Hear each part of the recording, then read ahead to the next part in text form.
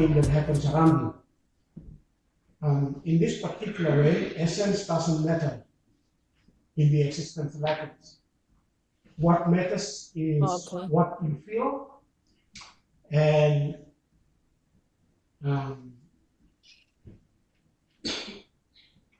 what makes you feel better at that moment. So that drives you.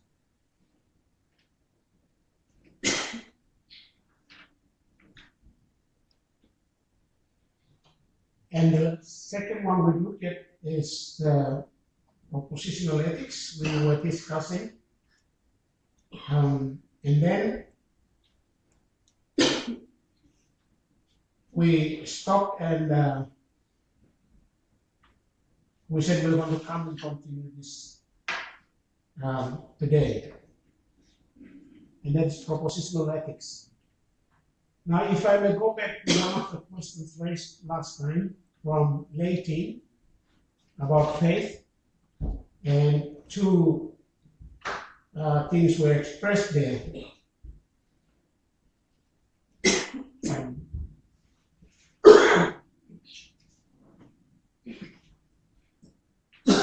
About faith in God and God's faith. That was what we talked about.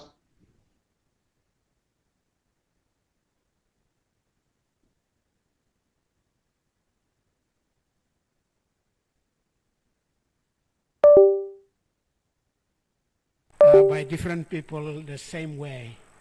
They may be understood differently. When we talk about God's faith, in some that God is not man and he does not have faith. But again, the others argue that God is faithful, so that means God has faith. And then in that argument, another question raised is, if God has faith, does he have faith? Is it a kind of theological question that attached to the questions raised? The question raised was, if God has faith, then to whom does God have faith? All those theological questions have their own perceptions, but as a way of trying to understand some things, to me, when I say God is faithful, it means that God is faithful to himself. Now, that is clearly spelled out in the covenant relationships. This is a theological question you raised, and I didn't want it to be hanging, so at least I bring some clarity of mind to all of us. When we talk about God's faithfulness, we must go back and check the whole scripture about his covenant with the people. Now, when he makes a promise, he is faithful to himself. And as a result, he does exactly what he said. And you and I become recipients of what he does. Okay. If you look at the Bible also, there are different kinds of covenants made. You will find it. Some covenants were called parity covenants. Two equals make covenant among themselves. And then there is what they call royal vassal covenants. A royal vassal covenant is a covenant a higher makes with the lower, which means the lower must carry out the covenant conditions for the lower to survive in the community and society. That's the one. Now, there is yet another covenant which is called the royal covenant. In a royal covenant, the man who makes the promises is making to himself. He's not making it to anyone. So which means in a royal covenant, the king makes a promise to himself, and as a result of that, the king is responsible over everything that happens around him. If anything happens to you, the king will hold himself responsible. He will not hold you responsible. So that's the kind of three main types of covenants you will find in the Bible. And out of those covenants, you will find that there are promises that God made to himself. And one of those promises is found in the promises made to Abraham.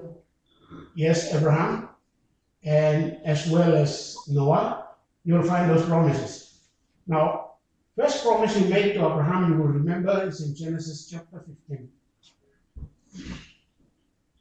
Now, Abraham, as a Middle Eastern man, he knew what it means to make a contract. And so God instructed him to bring different kinds of animals and cut them in half. If you read the chapter, you will know what I'm talking about. And then he will put side by side each piece. In Middle Eastern covenants or contracts, they normally use animal as a symbol of making a contract. They will cut a cow in half and put one half on the other side, another half on the other side. Left, right, something like that. And so the two kings who make that covenant, both of them will be working in between those halved animals. And they will be saying all the things that they will be doing. What makes that covenant a covenant? Now, the symbol is actually saying that if one of them breaks the law, the other has the legal right to cut the other in half. That's the symbol they used. Now, when God asked Abraham to arrange, in the same manner Abraham already knew that there was going to be a covenant. So that covenant is basically a parity covenant. Abraham was really happy. Finally, God comes and they both can walk between those halves and make a promise. So each will hold one or another accountable in relation to the covenant. But what happened in the story, if you read it, you will know.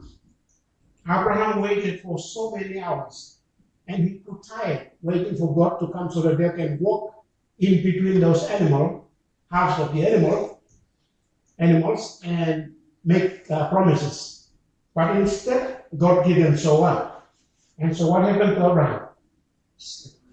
Abraham grew tired and went to sleep. And it was in the dream he saw God walking between those half animals.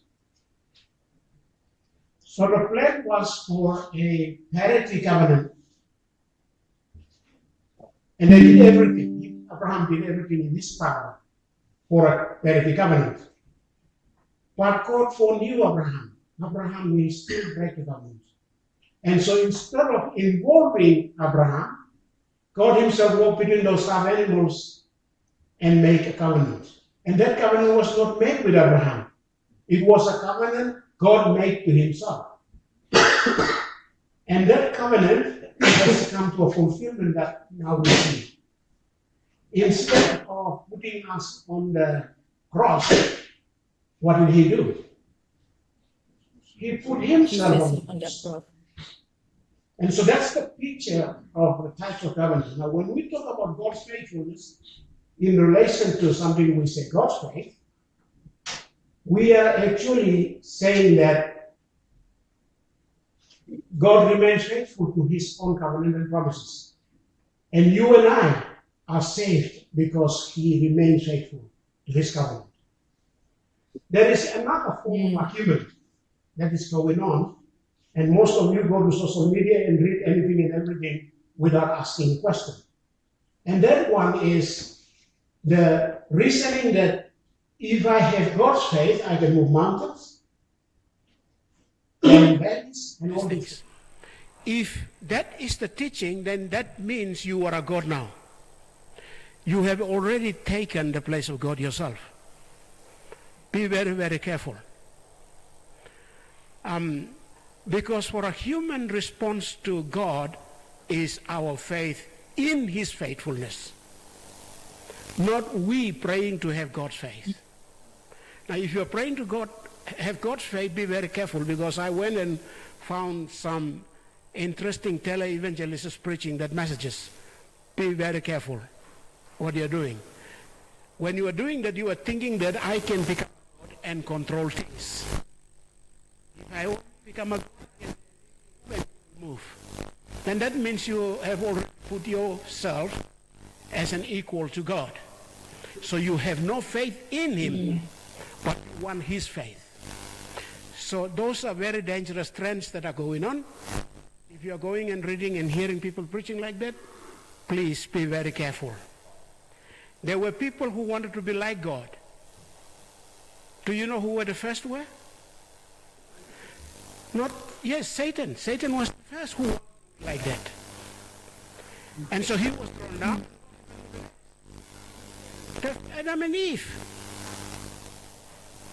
And so we have to be very, very careful with today's preachers, put things out and talk. Me as a human, I can only have faith in what God can do. I can only put my belief and trust in God's promises because he will make it happen.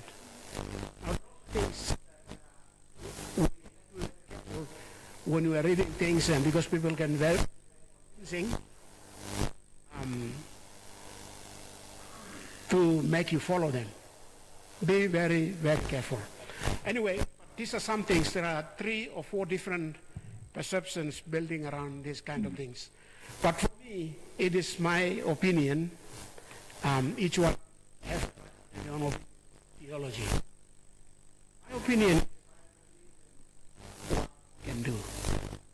And he has shown that in Jesus Christ. And I will continue to have faith in him, in everything. All right, that's about theological questions raised last time. I looked up and I think I should drop some things for you to think through. And you have the right to argue whatever you want to argue. All right, for this evening, it's still with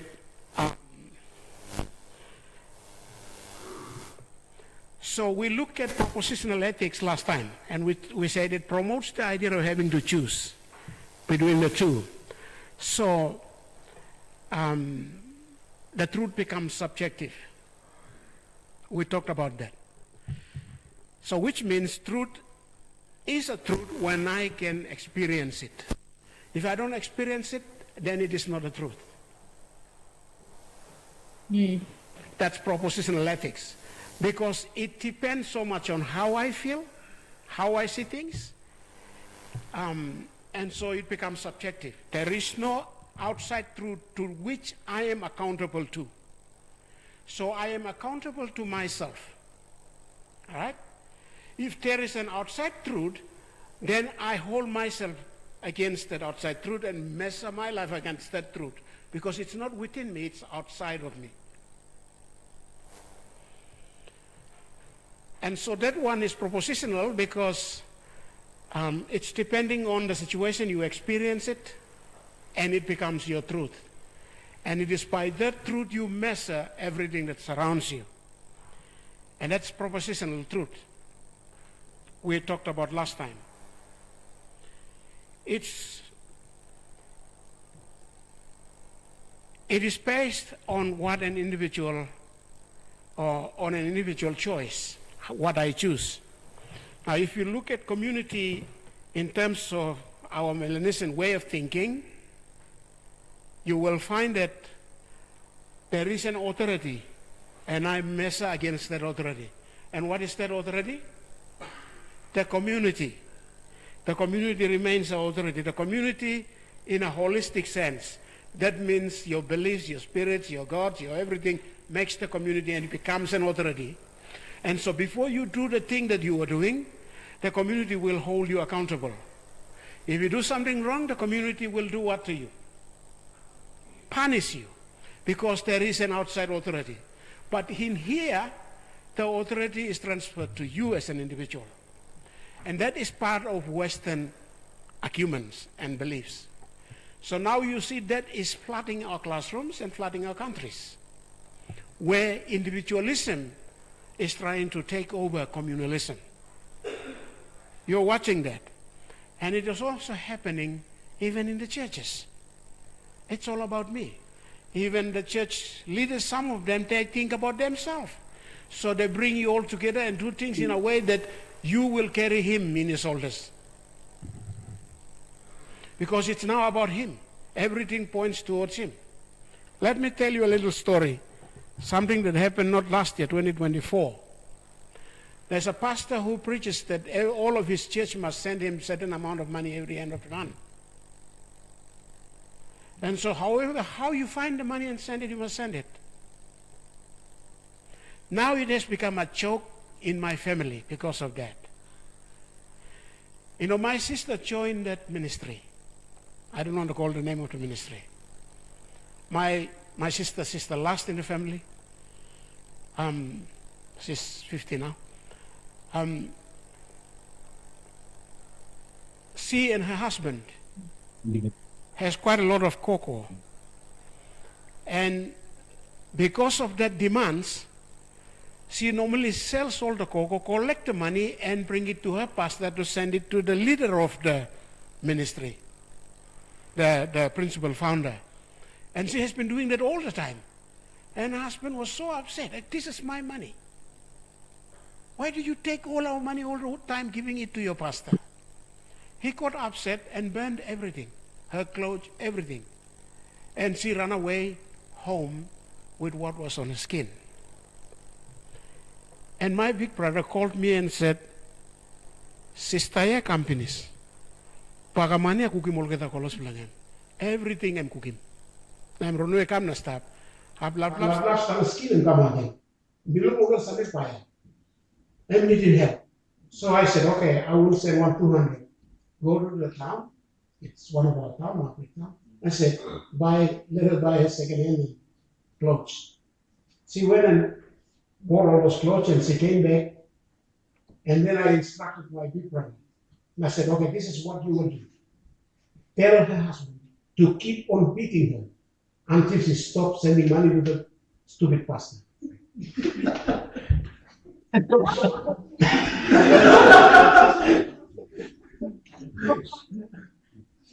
Now some people, they come up with nice looking ministry topics and ideas and pull people around and then use spiritual power they already have to make you serve them.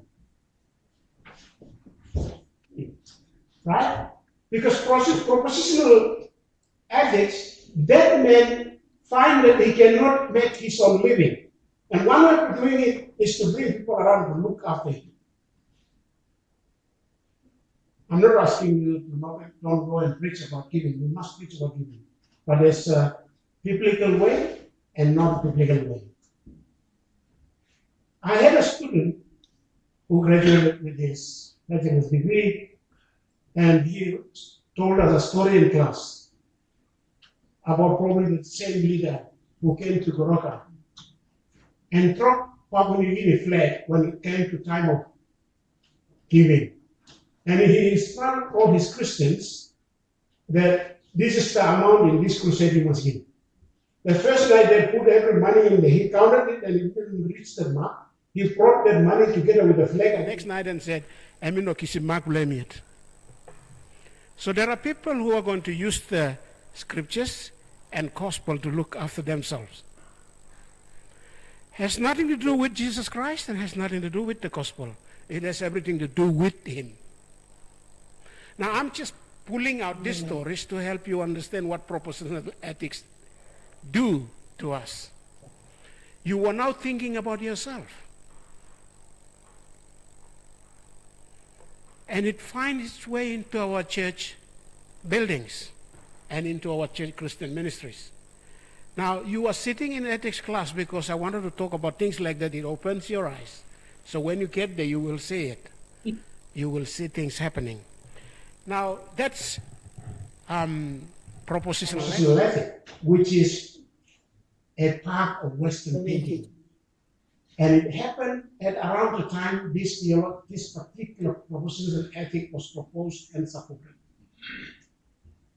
And it was around the same time that individualism became a big force. Don't think that the Western people practiced individualism long time ago. No. If you pick up the history, all of human societies were communal. It was developed in the 1900s. Individualism, not 1900s, 1600s. It was developed in the 1600s and marketed, and it was taught in the classroom, forced, advertised, and eventually the Western one was actually converted to individualism. And then the Western world now fights to bring that same ideas and convert other nations into the same kind of doing things. And that's what's happening. And that is propositional ethics. That's why it is part of Western ethical thinking coming into our societies.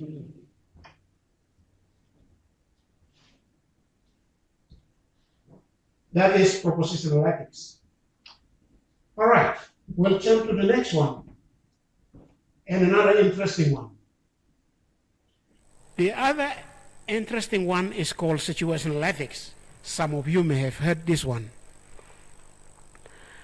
It's based on a book written by Joseph Fletcher entitled Situation Ethics and Moral Responsibility. He argued that nothing is really right or really wrong, or intrinsically good or bad, except love. So which means love is the only thing that is good. Fletcher thinks that love is the only just thing to do. Love and justice is the same thing. For justice is love distributed and nothing more. However, this idea of love and justice is to do more with individuality and individual choices, much like existential ethics. Now, I'm going to create a problem for you. Is that all right? I create a problem for you and I want you to solve it in this class. The problem is, you are now sitting and enjoying your meal in the evening in your house. And two men come into your house and started beating your wife. Now you're a Christian. And then, because the Christian teachings say that you must love your enemy. And so one way to love your enemy is allow them to beat your wife. Okay, tell me. Fix the problem for me. I'm bringing it to the class. You fix the problem for me.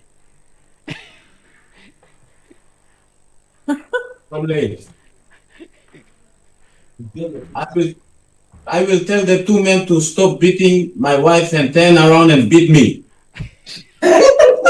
Okay, because the Bible said if they slap you on the left, you must turn around and give the right. Right. Right there, cheek. It's a problem. We need to solve it in class. Mm.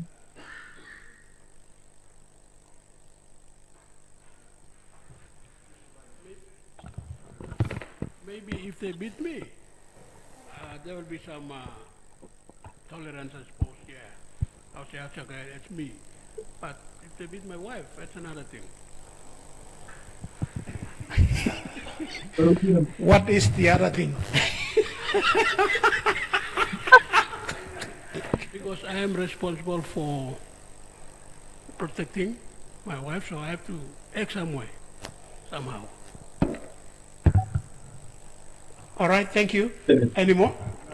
Definitely, I'm with like back. I mean, looking in our Melanesian context, we are here to defend our family, our society, and that's, I think, definitely what we will do. If I don't, support my wife, then definitely she will know that I don't love her, and she might just walk out. So I think what I should do, I will have to support her. If it means to bash them up, then I will. And then after that, okay, we sit down and then we talk. Yeah. All right. That's two ideas going together. You should protect your wife.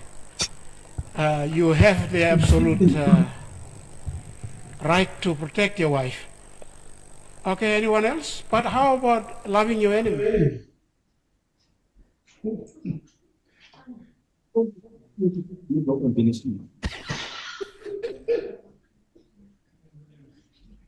I think what we should do, I as the husband will have to stop the argument.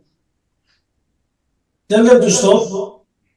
Tell those two men to stop beating my wife, and find the root cause of the problem. Maybe it's the wife that is provoking this problem to start. So sit down and analyze it, find out about it, and if it means we tell the wife to say sorry to those two men, we do so.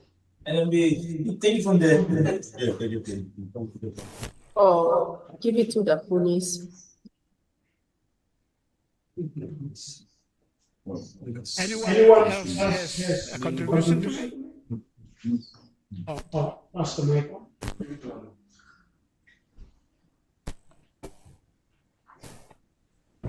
Yeah.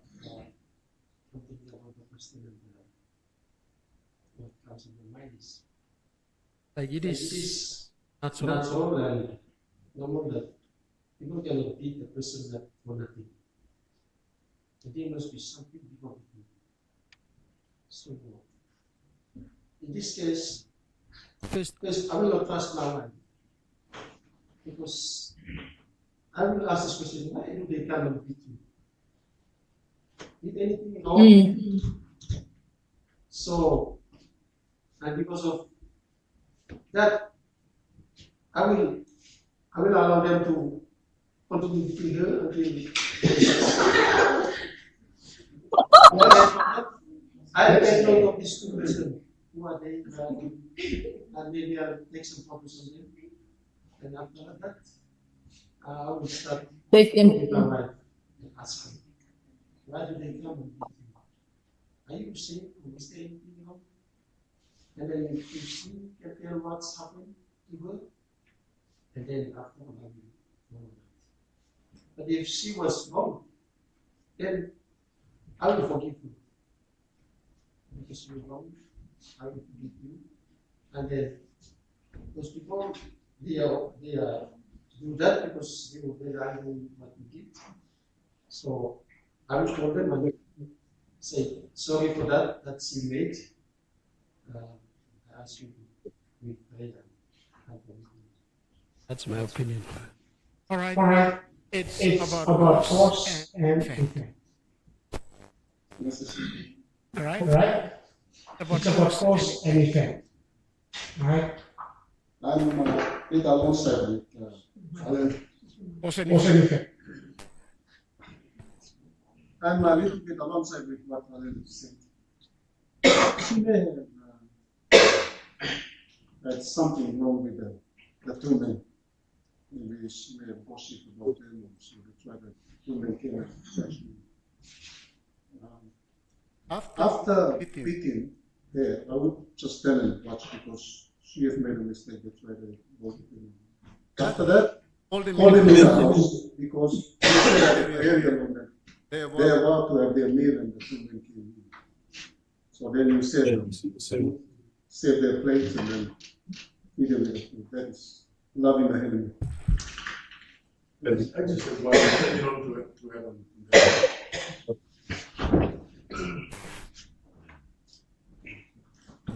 Like the beating is outside. Someone's away from listen, then I think it's how I will sit down and ask questions around. But in front of your eyes, they come and express the wife. But then they said, context like for us, I don't expect in many people that they will come and solve issues, they will come. That is a problem, then you have to confront this issue. We don't really respect, they just walk into the house in front of you, messing up between your wife. For me, I cannot, that's it. So like that said, that's another thing, so we have to defend our family.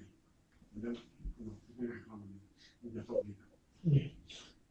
All right. All right. Looks like I'm I'm seeing two things running like this. One is cause cause and and effect, effect, and one and one is is I'll how pass fast this is guy's the first later. So Now that's now the that's the problem problem of of ethics. ethics. Now why Now did why I did I ask ask you? you to do that? Because Because when when you read the Bible, you'll find something similar. God protects those whom He loves and and allow these people to, and and He even go against them. You ever seen something like that? Now, Now, what actually drives you to do what you do becomes very important in ethics.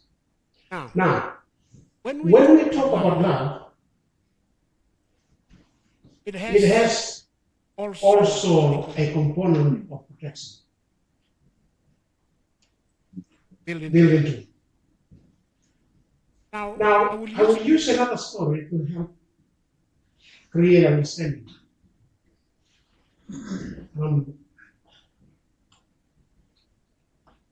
I was asked to teach ethics, what was it, 2011? Or 13, somewhere, I don't know.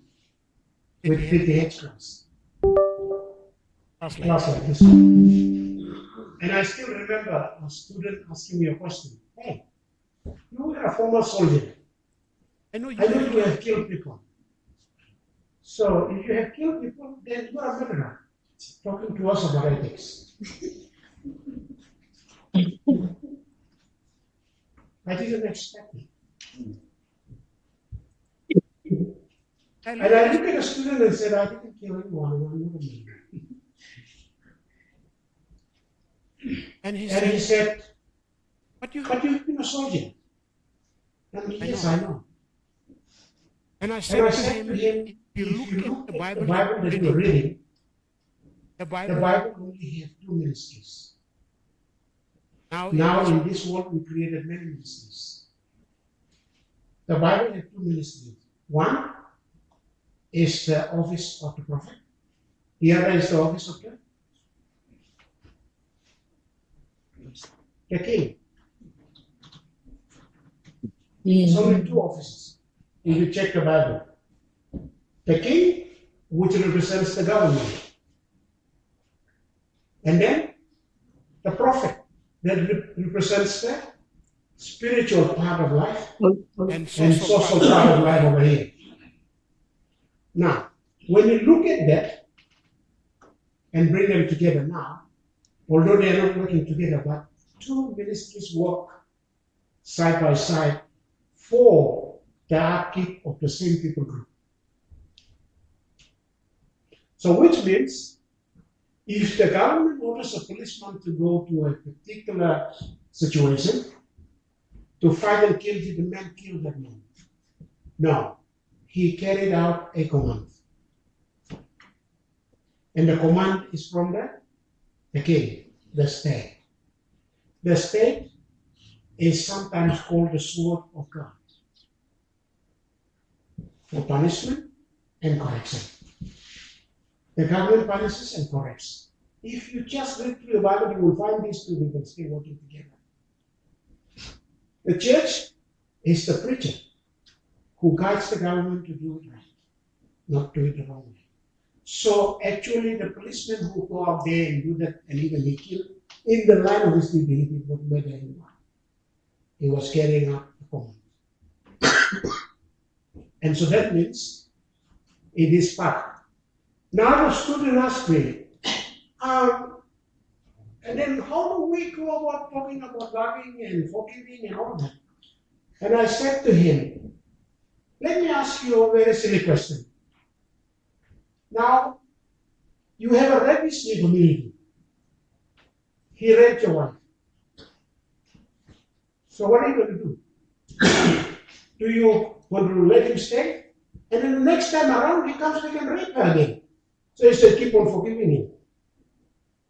Did you do any justice by your wife? No, you didn't. You were worse than your wife's enemy because you didn't protect what God has given you to protect. Can you pick up the? I'm telling you stories to pick up things that I've said. I've created a problem for you. and you may not find the answer. Now, number one thing you should know is why you are doing what you're doing. Now, from this side, when I hear it, I'll probably deal with this gentleman. And sometimes, because he loves his wife, it is a responsibility given to him by God to protect his wife. If he does not do it, the wife really had the right to say, my husband never loves me. Maybe she has some trouble to some other people. That we can solve it later. The person who is in the immediate trouble must be protected. Did God do it to you and to me? And we must apply the same thing when it comes to Christian ethics. So, on the other hand, we talk about cause and effect. Now, when it is cause and effect, you are looking at the causes, you don't care about what happens to the immediate one you do not protect. So while you're looking for causes, the ones who are harming, you usually will kill your wife. You must protect her first before you look for the causes, why it happened, and then fix the causes later. To protect the life of the woman becomes the number one priority. So situation actually demands an action. It is an action taken to making sure that something more valuable is protected at the expense of the other who's trying to destroy it. So these are the kind of things that we have to look at. And even when you look at the Bible, it happens similarly. Now, I create another problem for you. Did Jesus commit sin by chasing out and whipping and pelting people in the temple? You talk.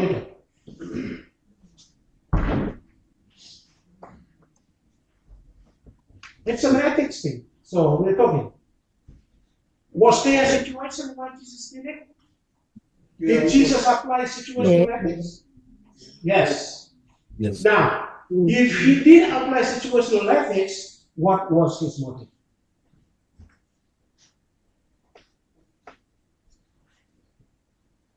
The temple belongs to God. The temple belongs to God.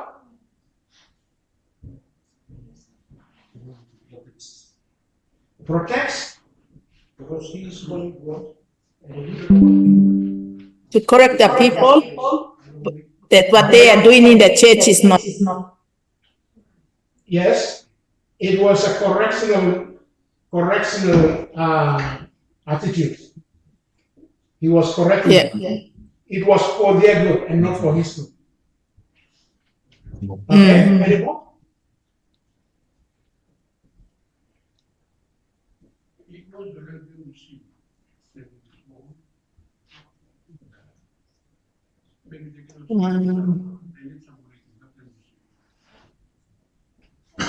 All right, if you read that particular scripture, I want you to look at the temple structure.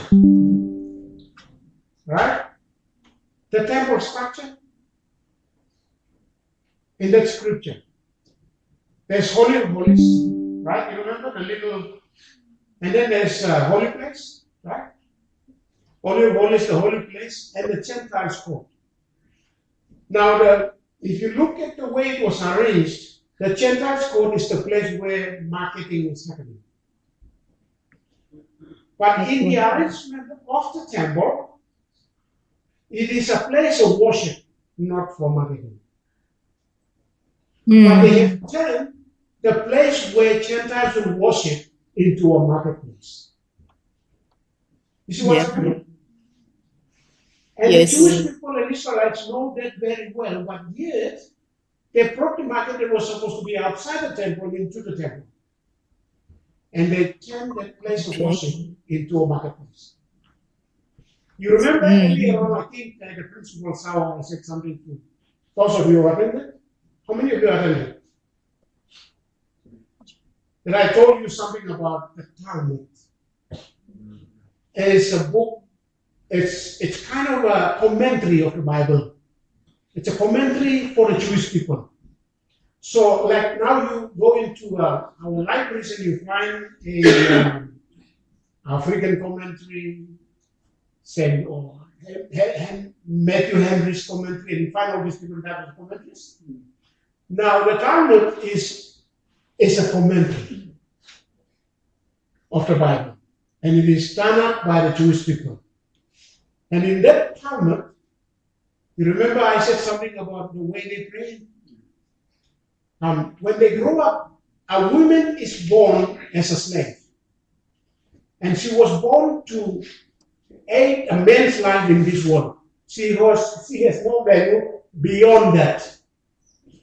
And so that space is also for the Jewish women, where they can come and worship God. Because they are not allowed in the holy place or in the holy holies. They are not allowed.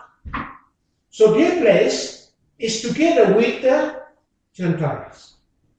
So is it the main reason for that particular place? So Jesus went into the temple and saw them turning that place into a marketplace. And so it was not for his good. His anger has everything to do with them, not him. He did what he did because for their life, not his own life. Now in ethics, that's when you measure your motive. Why are you doing what you're doing? What drives you to act the way you do? Because if you're doing what you're doing for the good of the other, then you are doing the right thing. But you are doing just to satisfy your anger. You are not doing the right thing. Did Jesus satisfy his anger? No. They did not satisfy his anger. It's for their good. And so, in ethics, motives become very important. And we talk about the Bible and all these things. It's not just that. Think about your child. You remember, was it on Tuesday I told you a story?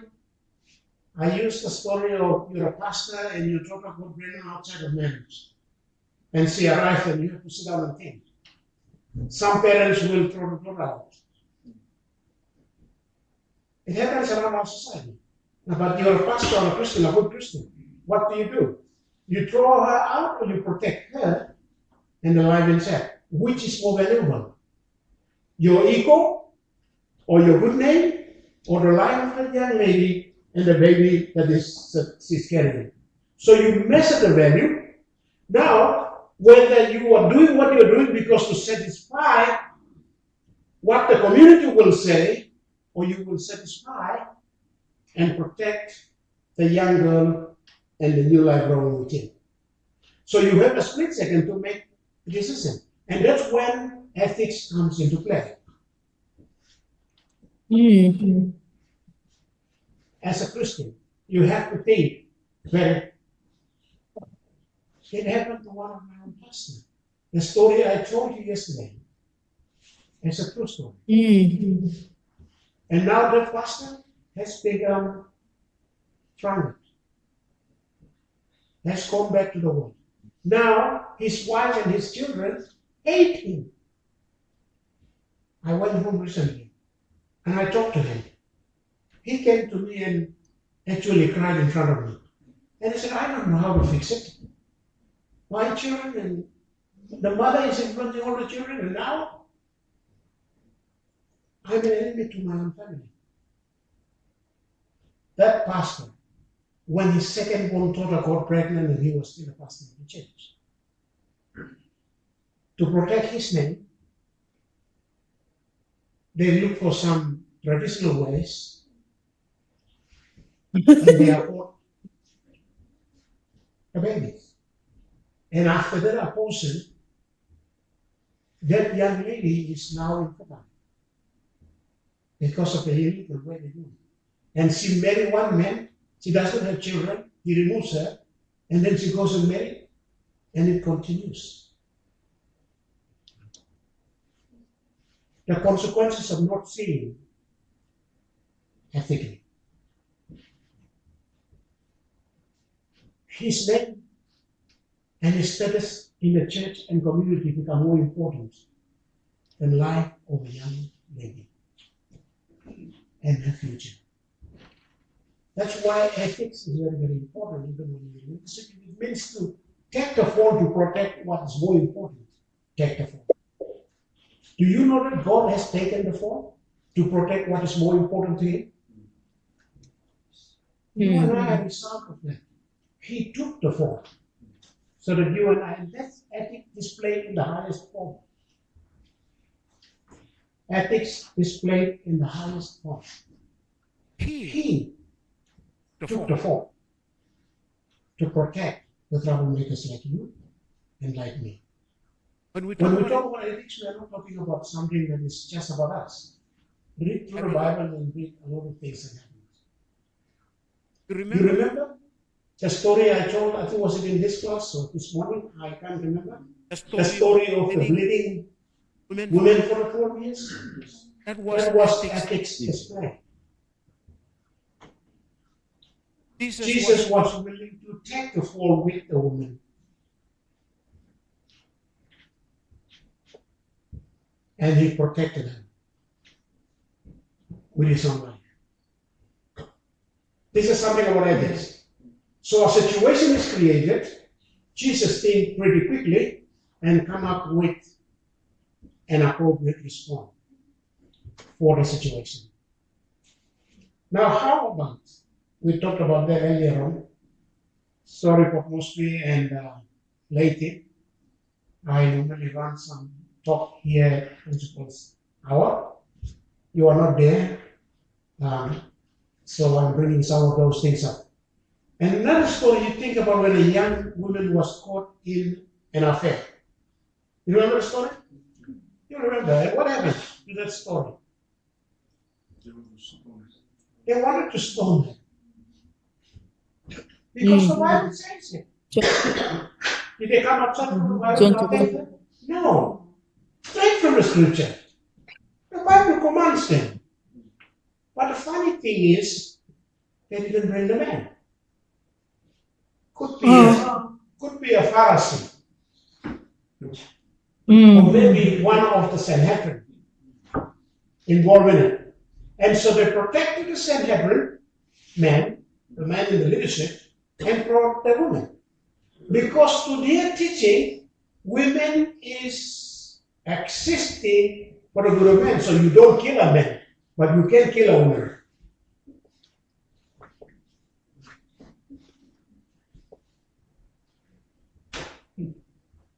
And so they brought him before him.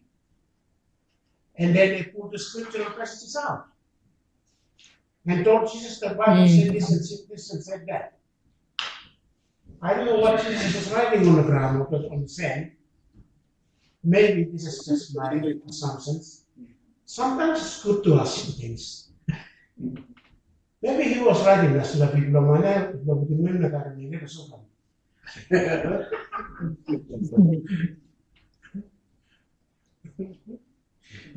And after that, he looked at all of them and said, now,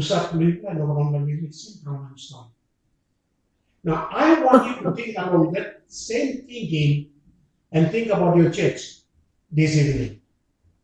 When someone in the church is caught doing something wrong, and then think about the rest of the Christians and their responses, including you and I. How to respond to that kind of person? You remember how we responded? Some of us started gossiping. Some of us started saying, Gossiping.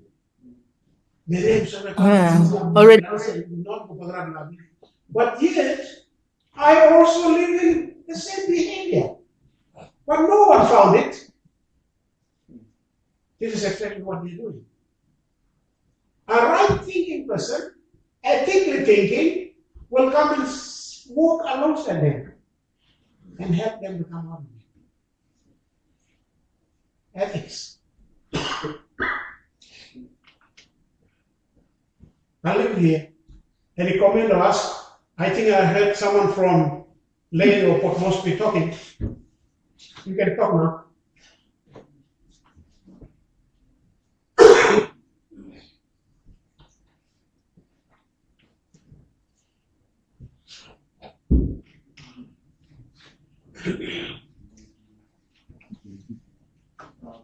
Dr. I have a concept here.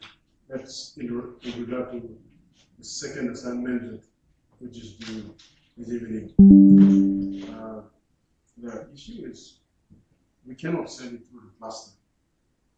So, but there is another way that I went to sit on the board, and he said we can just send it through like the message in the cluster, and then we can send it into your account. If that is okay with you, then we can do it. Yeah. Whichever way, as long as it's there. Okay. Yeah. I don't know I don't know what's what's in the cluster. it's It's supposed supposed to be posted straightforward. Okay. Okay. I think that's the only way out. All right. All right. If Nothing nothing else else happens, Send it send it to to me me via email. Send it to Send me. it to me. You all You all know know. my email?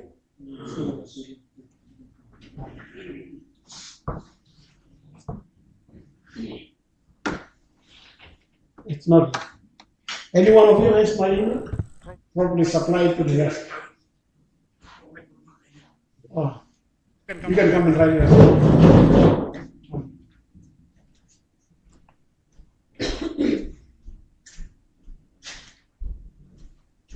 Yeah, just M money only in small caps at CLTC.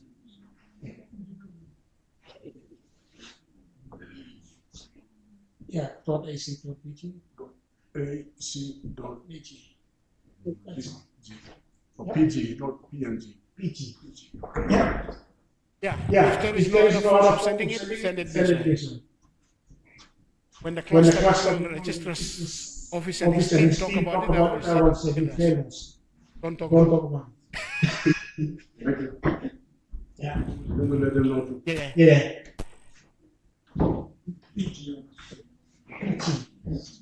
So. And money at CFDC.ac.pg. Only know this.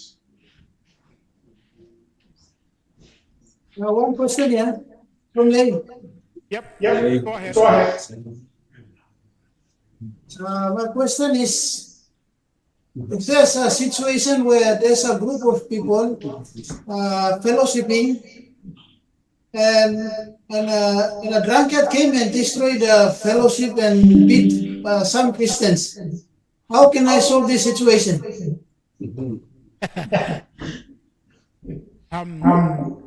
When you When you ask how can I start thinking how how do do I I give you an give you an answer? answer that may not necessarily be a good one. Because Because each your situation comes comes back to, as I've said earlier, motive. Yes, something a pastor said sometime, and I think I said that last Tuesday or something. Bear the evil things out of it. Now, here's a target, he's coming and destroying things, and then you are many Christians.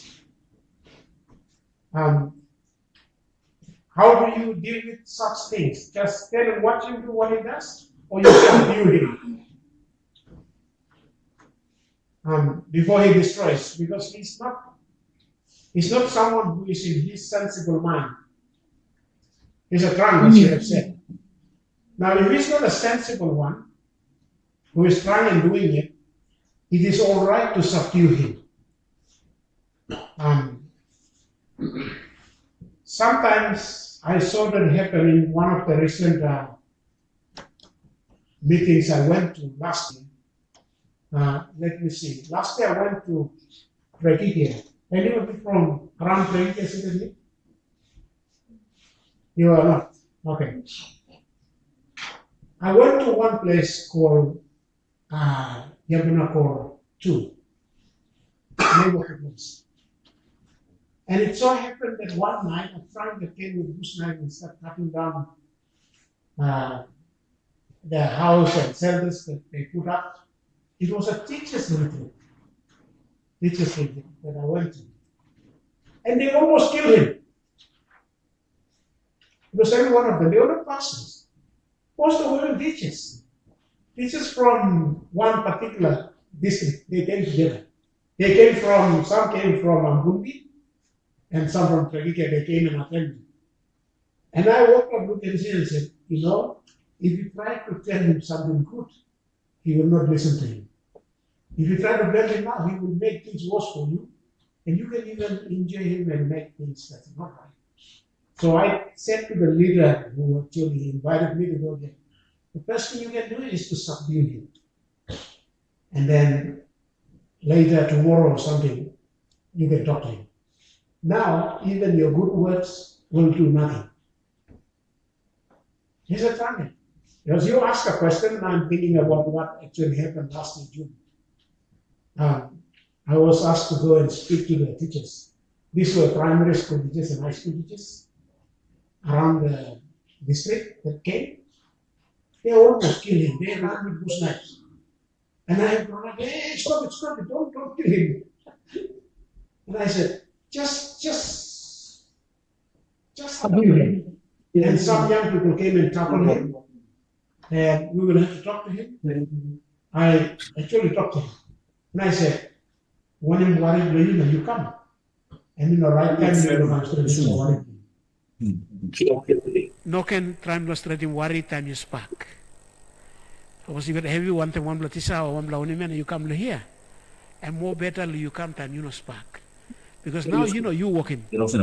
And beer you walking. So don't do it. And so he listened. So to deal with a drunkard person, I would recommend that you subdue him. You are plenty. If you somehow do something else, and your subduing of that particular person may probably one day become that person's testimony. I have an experience I can tell you because you are talking about drunkard people. At one time, I was the one at home doing business, and I have some cocoa ferment trees, and I normally go and bring money. Those who work, because we deal with lots of cash. The ones who go and actually sell their cocoa did not. I asked them not to take the money, just sell the cocoa and come back. We're doing that because of criminal activities along the road. So they can go and sell all the cocoa and just come back without collecting the money. But I would send someone that people don't even know to go and collect the money and bring it. So we do it in a way that no one can hold up and steal from us. So one time I was the one who went and collected the money. So it was almost about 86,000. It was hard cash, and I put them in one Highlands balloon, big balloon. And I carried the money and threw it behind me, and I walked down, and the drunkards attacked me on the way. And there were 5 of them attacking me with the money. So what I did was I put my arm down and locked the bag, making sure that no one puts their hand into the bag, that Highlands balloon that I was carrying. And what I said to them was, it's all right, you can beat me as much as you want. When they were beating me, some children went home and told my uncle. And my uncle mobilized the whole community to burn the club down because the club was right along the road. And they're coming with bush knives and spears and everything. I walked down and I saw them coming. And I looked at them and smiled. And they said, hey, why are you smiling? This is ethics, I'm just telling you a story. Why are you smiling? And I said, no, I'm just seeing you guys coming with bush knives and stones and sticks and spears and bush knives and grass knives. That's why I'm smiling. Where are you going? I said, hey, why are you asking? They were now the drunkards were beating you up and we were told so we're coming. And I said, no one beat me up. You can go back home. And they went back home. And then a few months later, the ones who beaten me were the ones who asked for a convention in the very place that they beat me up. They provided everything. They built a grandstand and everything, and they said, find your own speaker. And I found a Baptist speaker who was here, I think he was lost somewhere in the sea between Manus and Sepik. I don't know where, but yeah, his wife is still there. He died. He was a graduate of this college. And so he became the guest speaker. And we bring something like that. Now sometimes when dealing with different people, understand who they are. So if you're dealing with a drunkard, know how to deal with him. Because he may be someone that God is bringing, and the way you deal with him can become a big testimony to the drunkard. And one day the drunkard will be preaching and telling everyone that it is because of this I have become a Christian. So it's not the last but the least. I've collected only three of them for us to talk about some thing to look about secular and Western ethics that are influencing our world, including our church and doctrines. The third one is relative ethics, or fourth one.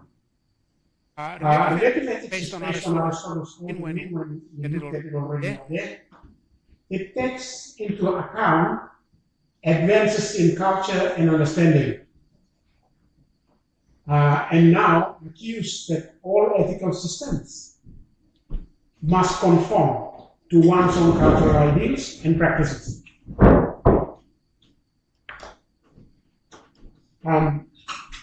In this culture, people travel the world, in this one, travel the world and they observe your way of living. Alright? Their way of living, and then they offer a new way of living. Now, in order for you to accept the old one, they will demonize your way of living. And then they show you all the bad things about your way of living in order to introduce another way of living. And so that is happening in our classrooms, universities, and everywhere. And so they come and say, no, this way is not the right way of living. If you can fight this off and introduce this kind of living, this is better. And so that is done through social sciences, social anthropology, all of the things that's happening around us. And people travel from all over the world just to influence you to change from who you are to becoming someone else. That is part of what they call relative ethics. They're doing it. And now you find that Papua New Guinea is a confused society, whether you like it or not. Because different teachers and different ones coming from different places, coming up and setting up different movements, and those movements teach all lot of different things. And then in order to do that, they will elaborately pull out all the bad things about our way of life. And then when we look at our way of life, ours look like comparing to theirs is the most or evil one. And then they introduce theirs to you. Now when they introduce theirs to you, you will find that eventually we have a system in the place, instead of bringing peace and joy, it brings more harmful behavior in the society. And that is sometimes in the Western and secular world, they call it relative ethics. Now that is not only in the society, it is infiltrating into the churches. And one of them that infiltrate is not, it's already happening in our countries, but it's coming here. It's coming here. In which the same-sex marriage people, they argue that they have the right to be in the church. They are Christians. And if the pastor says this is not right, they said, no, I have the right. Our relationship as K does not override that. Is it what relative ethics does? So it's not just in our civil societies, it's infiltrating into the churches. Not long, it will certainly become something to argue about, even within the church. So we baptize those ideas and make it work. This is just an example of relative ethics. I'm bringing. They will come to you. This is how relative ethics works. They disagree with polygamy. Right? Polygamy was, I'm not supporting polygamy. I'm just using this as an example to help us understand. Now in Papua New Guinea, polygamy is regarded as a traditional practice, right? And you would find people come from relative ethics. When you have more than one wife, it is bad.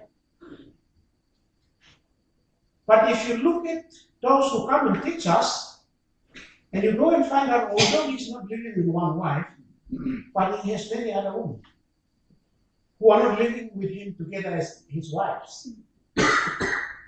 It's a relative ethic. They can look at you because you are living with 3 wives, you are being honest. But they are not being honest because they have side chicks everywhere. And they live with one.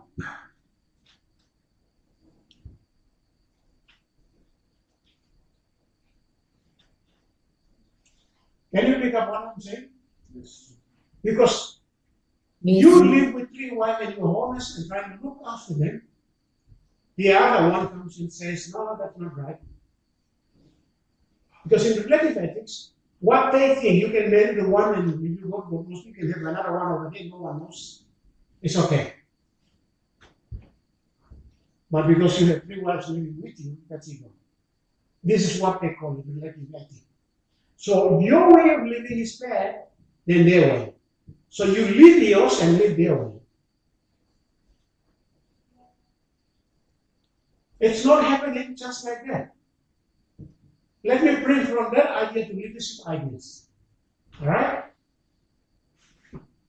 In the leadership idea, our big main leadership idea is ego. So books are written about demonizing our way of doing things. Leadership style. And so they introduce their kind of thinking of leadership. But when they introduce one, and the one we have lived with clashes, what happens in the middle? Chaos.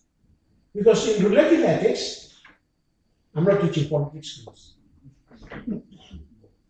In politics, when you look at it, they come and tell us a political system. What is the political system we have in Papua New Guinea? Democracy. Now I want you to tell me one nation around the whole world where that system was introduced is functioning really well. Is Solomon Islands functioning really well? How about Vanuatu? How about Australia and New Zealand? Yes, it's functioning well. Why is it functioning well? Because the Europeans mostly run those 2 countries. Mm-hmm. Now, it is their belief in leadership and politics. Wherever they go and give what they believe, you will find it from Africa to wherever, are still remaining 3rd level world. Why are they 3rd level world? Because the belief that comes with democratic political system does not work for us. It only protects greedy people to use it to become more greedy. Let me use Port Moresby as an example.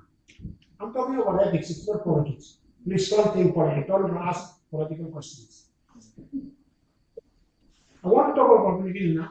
Now, Papua New Guinea is a democratic country. Really? Is it a democratic country? Yes. Yes, in a way. The answer is yes, in terms of what?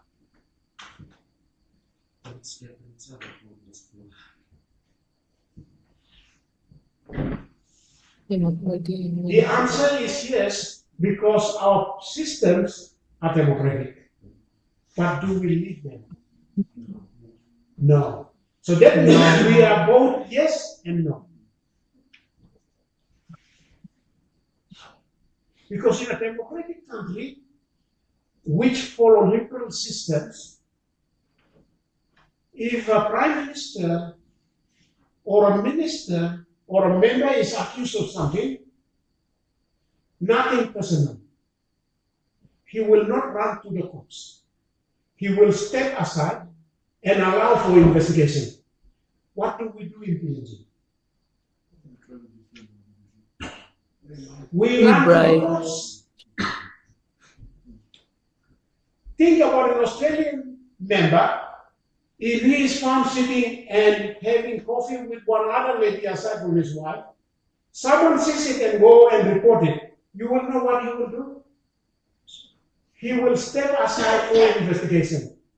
But even in Papua New Guinea, to the lowest court. No, God.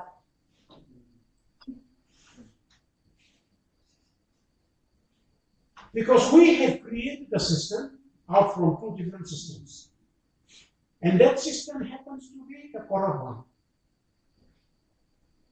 Correct. We did not define our own political system. Sometime back, John Nongo was someone from Western Islands. He actually made a suggestion to a government. Back then, I understand Julius Chen was the prime minister. And he asked Sir Julius Chen, can we rewrite, can we check our democratic system? Can we come up with our own system to govern our people? And the prime minister said to him, you want us to go back to the Stone Age?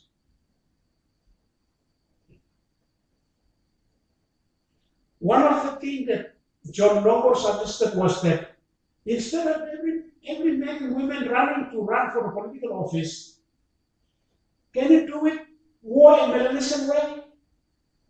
And he was suggesting and said in Melanesia, because I have a degree, that doesn't matter.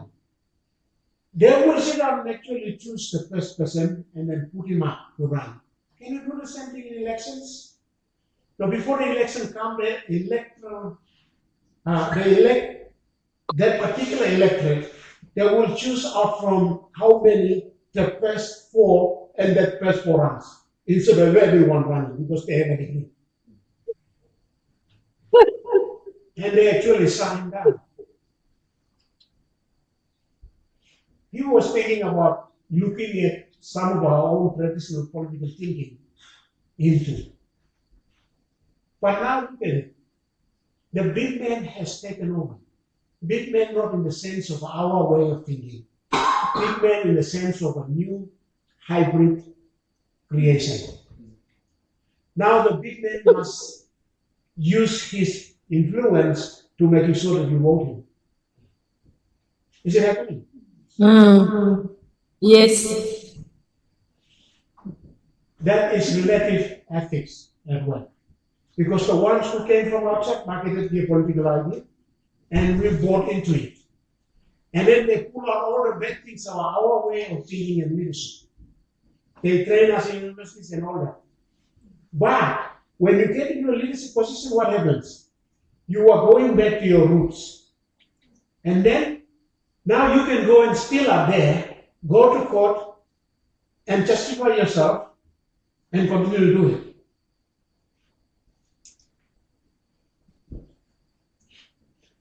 And so the people, instead of sending a better person, they send a person who can fit them.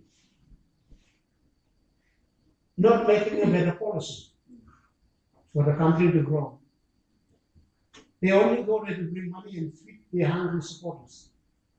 So the hungry supporters keep on sending him. And so when he came to the parliament, he has no independent decision. He's manipulated by money to vote the one who gives him the money. So the same system that became in the electorate goes into the parliament. If you are a thinking person and fighting, no one will support you. I want 1 million kina in my community. If you don't give me 1 million kina, I will not make you a prime minister. It's the kind of picture. Now, that is the effect of relative ethics. I'm taking up the political system. Can we look at identify something like that also happening in the churches? Oh, yes, we have church politics. I went to a particular church. I'm going to name it. I'm not going to name the church because I've gone to plenty of the church general, they call it what? AGMs. I went to one of the AGM. And in that AGM, they told me something so disturbing. After I talked about leadership to the whole church, when I finished, here is what one of the leaders said. You have certainly told us some things that are happening. And you know what happened? The father was the head pastor. He was kind of a bishop, something like that. And when his son graduated and became a pastor, he promoted him and made him become the bishop. So the purse must remain with the family. They are not looking for the best leader who can take. They are looking for something different. Controls the way they think. So the church ministry is not about the people of God. It's about me. So if I move out, the other one who belongs to me must take the place. So I still have some privileges attached to it. I am thinking about me.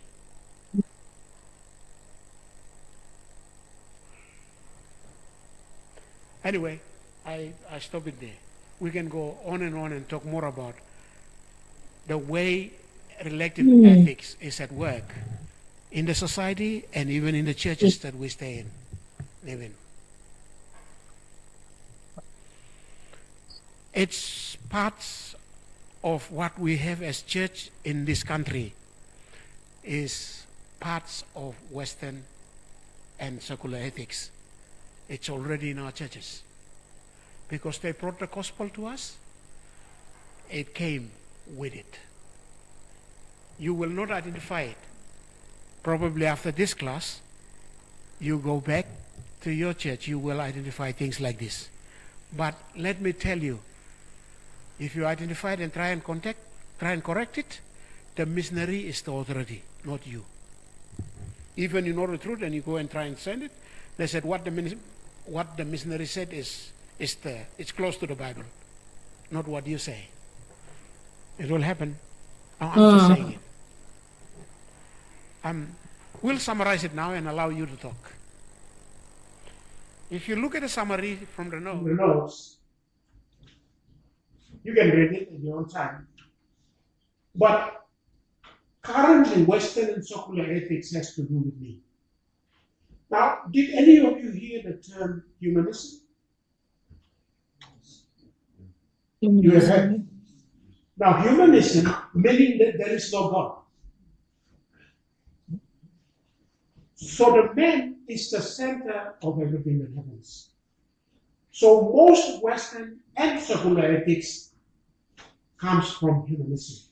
So which means man has the power to control his own life in the world we live in. And so it's building around me. So whatever happens, I must try my best to making sure that there is no authority outside of man. So everything is building around man. So even within the Christian churches, there is humanistic theology.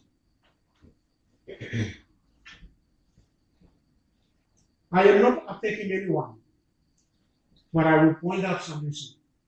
Have you heard of liberal theology? That's humanism. It's in the church I'm talking about.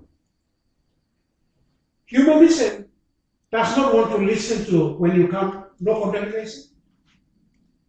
If it is sinful, find another way to make it good. This has been sinful from the past. But now, the society has changed.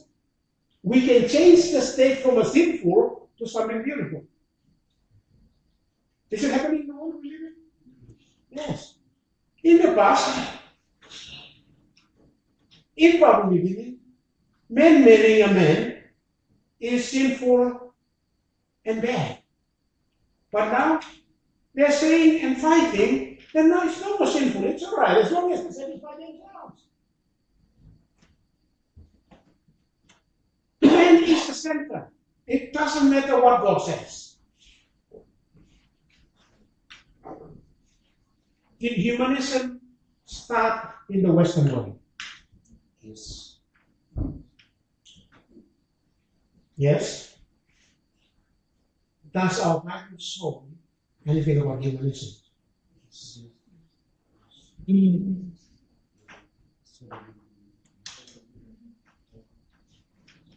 But when you look at humanism from the scriptures, it was there. The Bible is only one book that tells the whole truth. Never hides the evil and only tells the truth. It claimed it. But some people go and pick up the evil ones that were in the Bible, put it up and say, well, this one did that. I can do it too. But it was not put down there for you to follow it.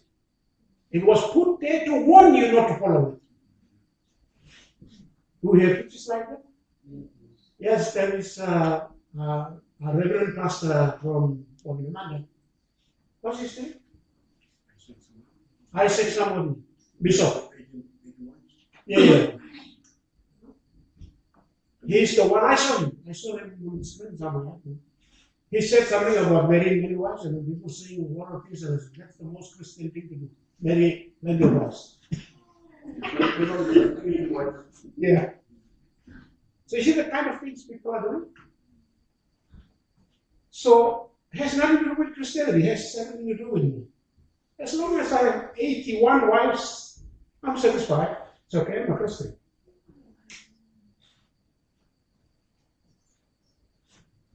So most of Western and secular ethics has to do with me.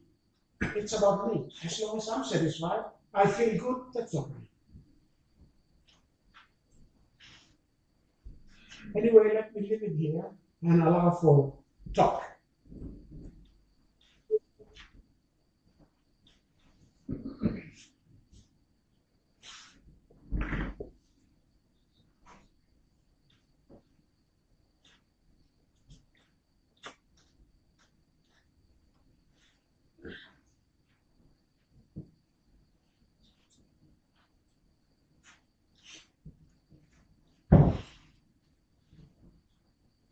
Yes. Pastor Mike.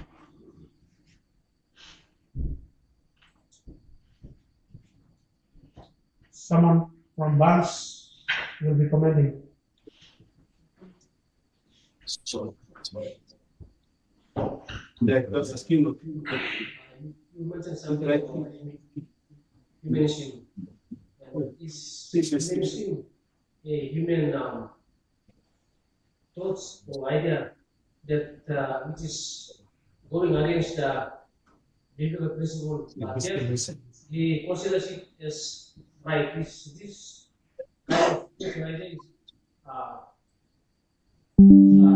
is talking about humanism? All right. You can do a little minute about humanism. When we talk about the other way, they call it anthropocentric, which is centered on men, and the humanism movements think man is the center of everything, meaning that man must be looked at as God, and so he must be saved. Man must be saved.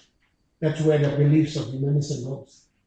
Well, sometimes in the anthropology world, they call it anthropocentric. Now, if you look at the theologies that we create, it comes in two forms, even in the church. Earlier on, I said something about liberal theology. There is liberal theology and there is conservative theology. Now, conservative theology is to one extreme, and liberal theology is to the other end. Your teacher here, seated here, does not follow both of them. Why am I saying this? Because I hold both of them in balance. Because our scriptures is liberal as well as conservative. You can't go to the other extreme. Because Jesus comes to liberate us, right? That makes the scriptures liberal. But it has its extremes. When man takes the center stage, it becomes extreme. All right, on the other extreme, when you do a conservative one, when your sacred writings take the center stage, you are going to another extreme. Because in the center has two things. It's God and man. Not your doctrines and teachings. Some conservative doctrines go far away in the name of God and name of people. There is a particular denomination that teaches about how you should dress and all of the little things. Those little things become more important than the human person. More important. Why am I saying it? Because if you dress in a certain way, they will look at you and treat you as unholy. Because you didn't dress in the way they like. It has nothing to do with God. It has nothing to do with you. It has everything to do with your doctrines. That's why conservatism to this end. Which means the doctrine becomes the center. In the middle, I don't know the name. In the middle, those of us who hold both intentions, God is exalted and humans are served. That's why I said, that's where Jesus, he was a conservative on the one hand, and he was a liberal on the other. So Jesus is our model. Right? So what was the question again? The humanism thing. Now humanism is, it didn't start there. If you ask a humanist and he gives you his humanist theology, there are some theological dictionaries that talk about humanist theology. I have a small book that talks about humanist theology. You know where they find their place? Go all the way back to the Genesis account. They say God created them, male and female, as his image. So which means on earth, they are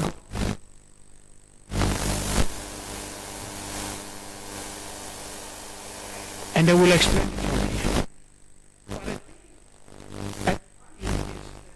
they are chapter 3. You remember chapter 3? What does chapter 3 says? The fall. So for them, if you talk about sin, they will say, what do you mean sin? There is no sin. Sin is not something that just exists in your mind. I have an elderly man from my own place who supports and follows this teaching. He's a humanist. He attacks any and everyone Christian. And when you talk about Jesus Christ, he said, that's a white man's invention. Property. Those arguments are in, they are out there. When we're talking about this stage, we're talking about something real maybe you may encounter. You may encounter. So humanism builds around man, the idea of man himself as God. Now, it is not wrong because the first men and women wanted to be humanists. Do you know? When Satan offered them his humanistic theology, they said amen to it. Did Satan not offer humanist theology? What did he say to Eve?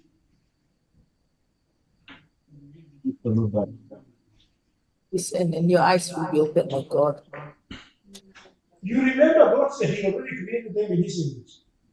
But now Satan is coming and said, no, you are not yet. Now you will really become God. So they become the center, not God. God created things in a way that he becomes center and everyone is wrong to him. But now man says, no. Forget about him. I become the center. Everything is about me. Build around me. See where humanist thing coming from? They were offered humanist theology right there, and they accepted it.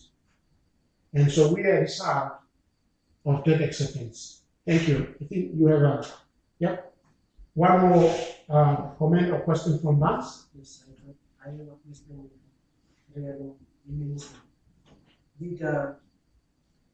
Does humanism associate with the idea of pride? Does the humanism associate with the idea of pride? Pride is right. Or pride? Pride. Maybe it's included in the idea of pride and all of things like that. But humanism is a belief. Pride is a character sort of a thing. But humanism, when you talk about it, it's a belief. You've got to believe it, and then you also support it. Pride is an individual behavior or character. Pride also is also included probably in some way. Yeah. Because when I look at the meaning of humanism, it's about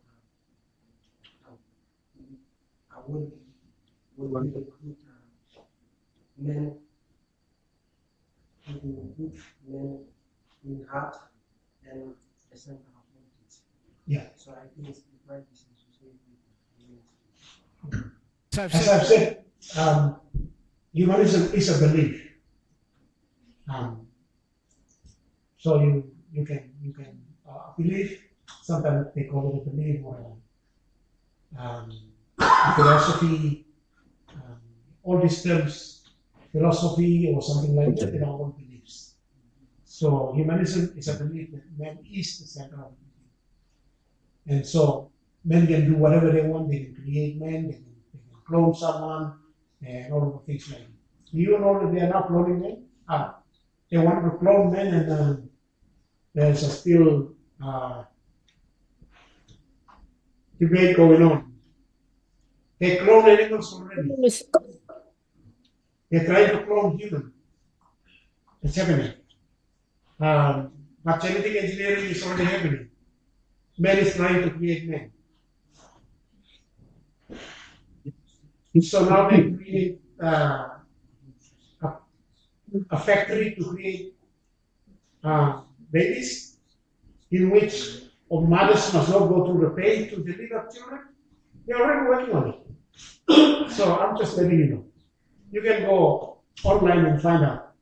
Which means if I'm a father and mother, they will just collect their egg and pollinate them in the tube. So instead of the mother giving birth, to protect her from giving birth, they create the factory so that your children will come out from the factory. They call it lacto. Yeah, it's a genetic engineering part of it. That's humanism. Man is trying to use his knowledge and say that I'm a God. I don't need another God. I can make things happen. So they're doing it. That's genetic engineering. Cloning is like, Anton, let me use Anton. So Anton is seated here. They can create a new Anton out from you. And a baby Anton will come out, but grow up, but that baby is just as old as Anton.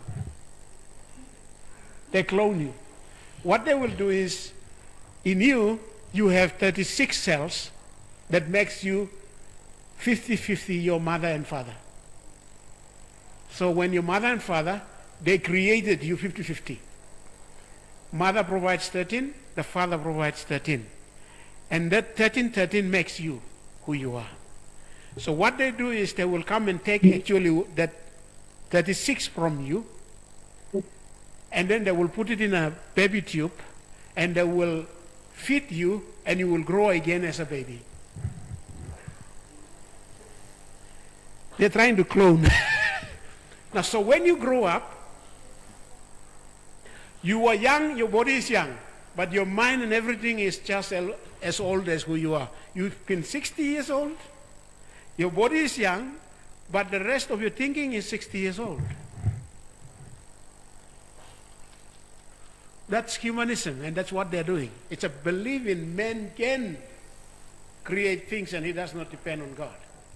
Now, this can also, in different forms, appear in different forms. And one of those that is appearing in different social works and forms is when a woman says, I don't need a man. And the man says, I don't need a woman. God created men and women as partners for something. That's right. But now the society teaches in its feminism ideas, a woman does not live, how will I put it? The language ran away from me. Men can do everything that, women can do everything that men does. Have you heard something like that? Yes. Man is a pilot, woman is a pilot. Man is a soldier, woman is a soldier. Everything, right? No problem. It's humanism. They are thinking in that human idea is that because women does not have value, we will give her value by letting her do what men does all the time. So men thinks that men can create value. Yes, we can. But there are some things that we cannot give value to. So when you create such value, it is always at the expense of someone else. As I've said, in that thinking and the creating that value, is every woman jumping to that value? No, how about the ones who are not educated? How do you value them? Because one thing is missing, the inherency of value. Because of our human societies, they think that a woman has no value because of the beliefs that was built up, down the history. But the Christian scriptures tell us that the woman is inherently valuable. That's the thing that only the scripture teaches us, not other human philosophies. Because only the scripture exactly tells us what her value is. When societies and human ideas downplay that value. Now the church must lift that value up. Sometimes the churches are not doing it, because our churches resemble our cultures. Anyway, let me not go there and start another discussion. Anyway, but that's the humanism thing that we're talking about. There is theocentric theology, and there is also anthropocentric theology. And both theologies are present in our churches. From me. Yeah, go ahead. I just want to get your opinion or the way you think relating to the recent, it's not a political comment or what, but our politicians declare our nation Christian nation. While something is happening in our backyard, now that we are touching, I was the one who was totally disagree, one of them, on the list. for the Bible to be placed in the Parliament House. Well, majority of our parliamentarians, they do not know how to make Lord's Prayer in the morning. And yet, they place the Bible in front of them. From that token, now they place the Bible in the Parliament House. And then they're declaring our nation Christian nation. What is your opinion? Please let us know, Mosby and Vance. Thank you. Thank you, Leighton, for the question. The student is allowed to make a comment.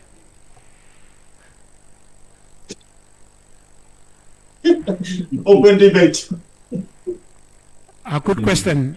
I am allowing the rest other students, if they have a comment, they can make that comment.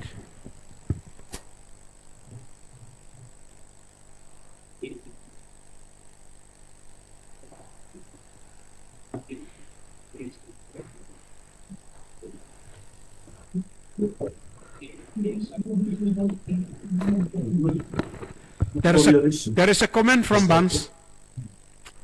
Yeah, thank you for the question. I think once upon a time, Solomon Island too is, they used to call a Christian country. And when I came to study God's word, and as a Christian, I came to realize that this is the abuse of this term, like telling us a Christian nation.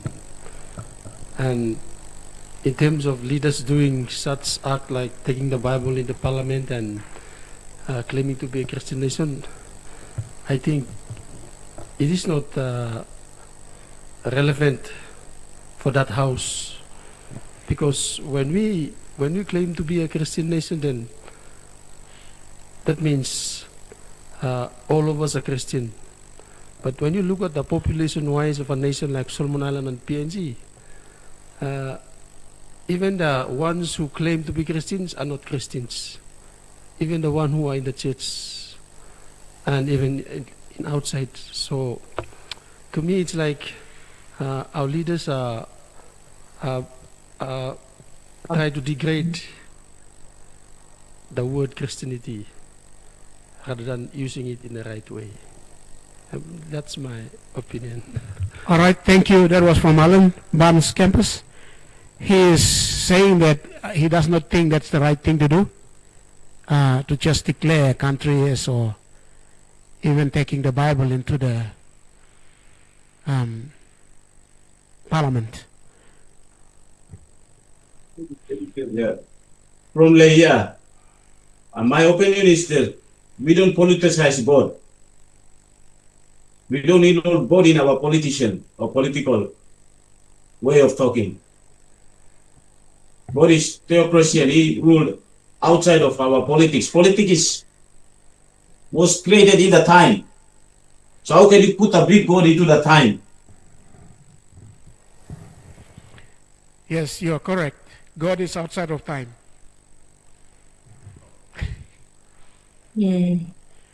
Okay. Let me, I don't, recently we had a Council of Churches, first theological symposium in the history of Papua New Guinea. There was a theological symposium last year for Council of Churches, and most of the churches went. I was also invited to be part of. The keynote speakers were my friend from Solomon Islands. He's a United Church man, but he lives and works in Australia. Is Dr. Cliff Bird.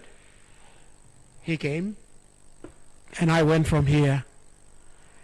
And most of the theological papers presented was to do with this very declaration. What happened was the Secretary for Justice and Attorney General's office, he was the man behind the change. He worked around it, and they said probably they have some consultation with some people. The people they consulted with I'm not sure, but kind of a questionable characters. They consulted with some questionable characters and they come up with an idea. And so the symposium was actually conducted to hear from theological voices. And I was there. I was one of the main panelists in the theological symposium. And someone raised a question to the conference. Some of you may know William Longa. So William raised a question to the conference, and he said, can we build a box and put God in the box? And everyone in the conference were saying all of the things, and most of them said, no, we can't put this outside of our box. And then William said to them, but that's exactly what we're doing. And so we churches seated here, we also built our own small churches and build our own little boxes, and we fit our little God in our small boxes. And so every time we're going out preaching, we want to convince people to come into our small box to see our small God. And after that story, he said, and so Papua New Guinea has also come up with the idea that we have built a small box for ourselves, so that we have a small God in Papua New Guinea, so that we will pray to him and ask for more prosperity and it will happen. Actually, the Attorney General, the Secretary, came and presented the paper, and we said, we will ask you some questions, and he ran away.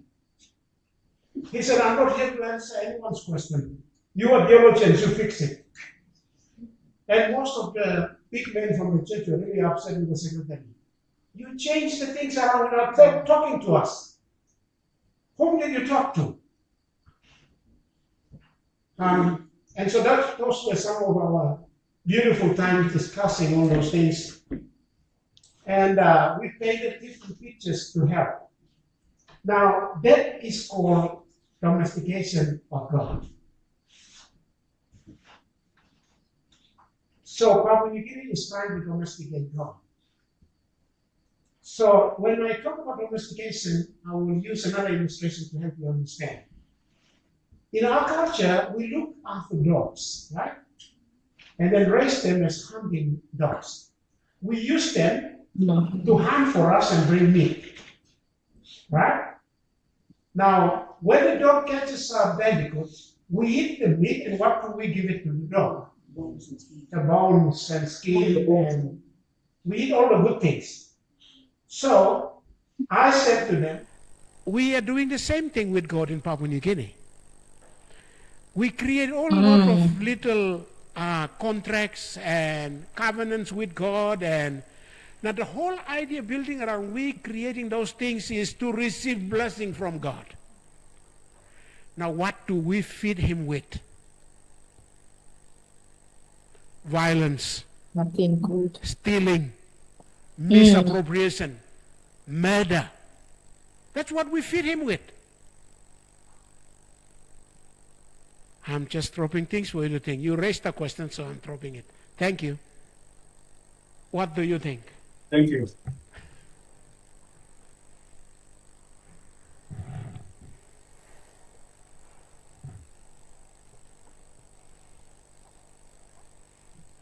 We want blessing, so we do whatever we do. The whole idea behind it is so that God will bless us with more things. But our way of life hasn't changed.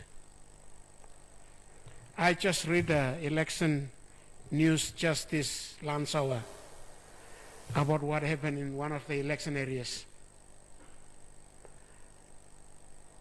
2 full pallets of the paper were actually marked and put it there. People were not given the freedom. They call it a block vote. So only one person marked all the papers and signed everything and put it there. And now they ask that those 2 boxes are not to be counted. I read on the news.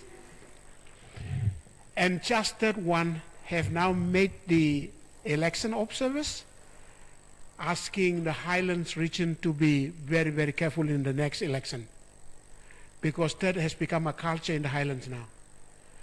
When I read it, I remembered when I went down to Sikiri, just close by. We went down to vote. When we arrived there, you know what happened? Only scaling ballot papers. It's a normal thing. And I turned around and looked at all the CLTC ones, went down and said, "Mibla no wa vote, mibla go back." Now it's becoming news now. And so they are saying that this need to be, it has become a culture in the Highlands region now. Actually have some of those teachings in them. I think I have a story before. I told you about a student walking out of the class. I think it was 2004. And because of that argument, I said, "Are you trying to, this anti-nomination, this is something that the masters will be working on in their class next time, looking at this and how it influenced a lot of things in the church." I didn't put that one here. When you come to do your masters, you'll find it. And so they teach along that line, so men and women will go and dance and sing and dance and do whatever they like. It doesn't matter. You are saved by grace. So that was the teaching that goes on. And it became part of liberal theology. Right? You get part of liberal theology. And that theology goes on. And you go to churches like that, they can do whatever they can crown and do whatever they like. But they say, that's where this particular thinking comes into play. And maybe that's what this particular men are saying. You can't come and tell me about the minimize sin. The minimize sin. It's part of liberal theology. Maybe that person you're talking about has actually was influenced by this particular teaching, so he was doing it. And so we did have teachings like that here in CFDC. And there was lots of arguments here, and one student actually walked out with his chair, and the teacher who was teaching. Any of you come across the name Dan Singer? He was living in Southern Highlands, but he was a teacher here, Dan Singer. Not Southern Highlands now, before, but he was especially living in Thailand. He was working there, he became a teacher here, and he was teaching salvation. And he was still arguing over, and then the students will take his chair and say, "Because of your teaching, Papua New Guineans will not be Christians." Because now you tell that it's a grace thing. They will live whatever they like, do whatever they like, because they know God has already taken care of it. But in reality, Jesus did not say that. He actually said, when you are saved, you've got to live that life. If you think that you are saved and you are not living, then you have not been saved. And there is another one who writes his books inside the library, the theology of one saved, forever saved. Look it up in the library, the books are inside. You see the kind of doctrines that I have? We have those things around me. So he was one of those influenced in America. And so he came back and tried to influence others, but he lost. So anyway, but these are kind of things we can look at. All right, thank you for those contributions. I think, I don't know, what's the time like? We should start a new section. Yeah, we can start. Now, our C section is Bible and Ethical Foundation. You'll find that there is no lots of notes on this section, but there's going to be lots of discussion. Right? So, the Bible is Ethical Foundations. We looked at Melanesia. Now we look at different religious systems.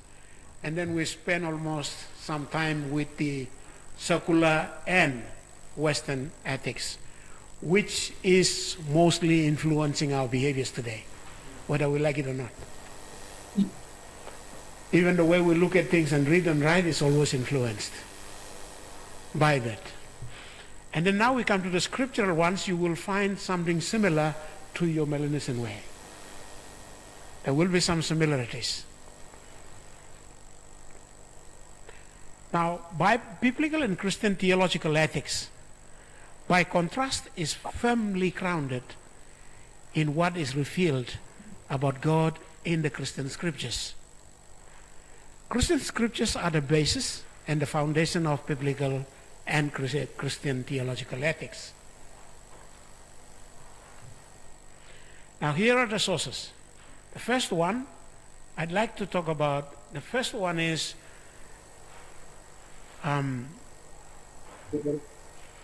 revelation. Ethics, biblical ethics, is built on what is revealed by God Himself. Now, sometimes when we talk about revelation, we have many ideas also built around it when we talk about revelation. Now, in some churches, I will put it to myself. I'm a Pentecostal person, all right? So I will talk about me, not you. Now, sometimes in us Pentecostal circles, revelation is something about a hidden truth that I need to find out, something that is hidden, all right? And so we Pentecostals go up to the mountain to get a new revelation, right? So I go up to the mountains and then pray, and God give me a new revelation, and I bring that new revelation and I spread it to the rest. And that I just received something from God, so I give it to you. Some of it is actually a new message from the message that is already in the Bible. Some come up with completely new ideas, something new, and they bring it. Now, that is not something new that the Pentecostal following developed. It has been there for ages. Now, Muslim religion is a result.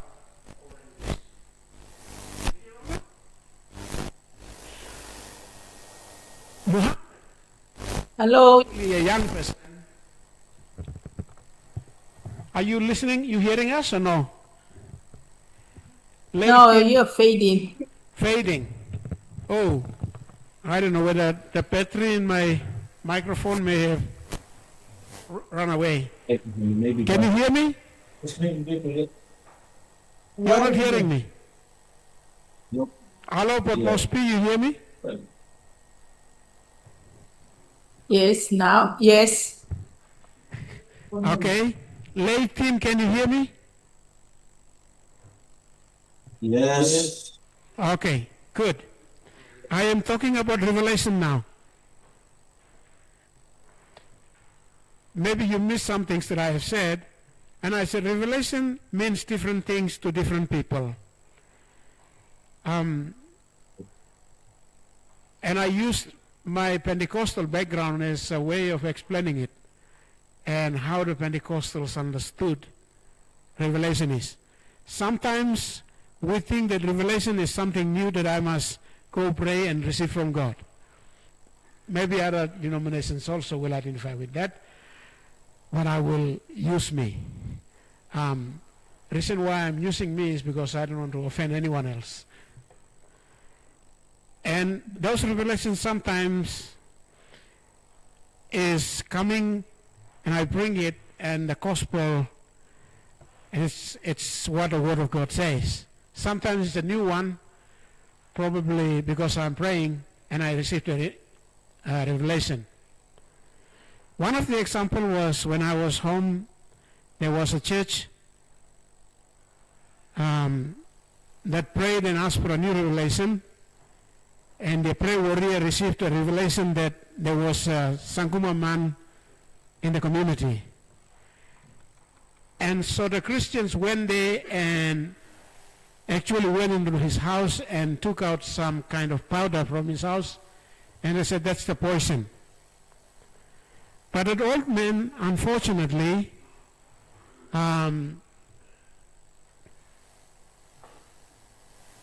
it was a powder that he purchased at Chemical.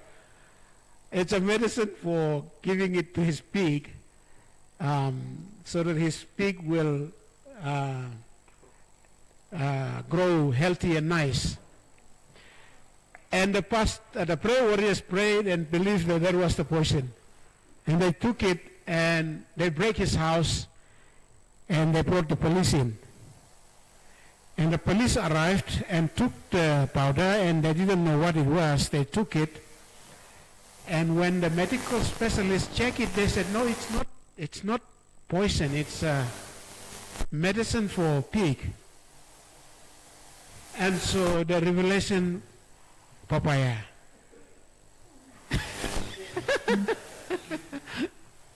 So it's the way people look at revelation and different churches and doctrines taught. And so the idea of revelation came up. Now, if you read through the Bible, revelation has nothing to do with hidden things. Revelation has to do with everything that was revealed about God. So we cannot build on something that is not revealed. In ethics, we build on what he revealed about himself. And that is revelation. Now, in history, Muhammad went and prayed and asked for a new revelation. And when he received that new revelation, he brought it to the church, and the church banished him from the church. They said that you are a force for him. And so he stood on his revelation, and then he built a religion that we now have, and they have become our problem. And then we have some others. If you are a Latter-day Saint, I'm sorry, but I would say it. Because the Latter-day Saint, the founder also went and prayed for revelation, and he received the revelation. And so he built his church based on that revelation. We now have them in the country, moments. So these are two classic examples of many things that happen about praying for revelation. So be very careful when you're praying for revelation. And so revelation, in this sense, we are using it, revealed character of God. And so biblical ethics is built on the revealed character of God. Now the first revealed character of God is in general revelation. Now general revelation, you would find it in Psalms 19 that talks a little about, or more about, revealed general revelation. It is about Him. And so our ethics in the Bible is built on what He revealed about Himself. And so it's built on it. And so we have general revelation. We can read Psalms 19.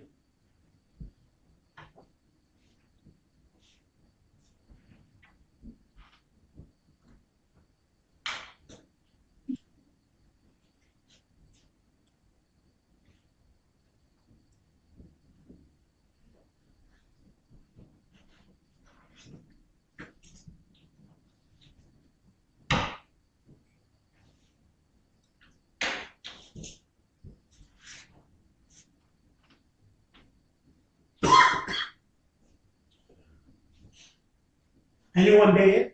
Please read for us.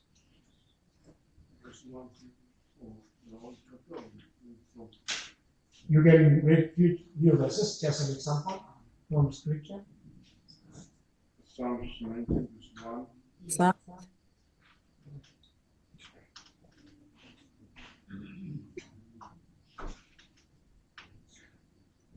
The Psalms 19, verse 1. The heavens declare the glory of God. The skies proclaim the work of His hands. Day after day, they pour forth speech. Night after night, they reveal knowledge.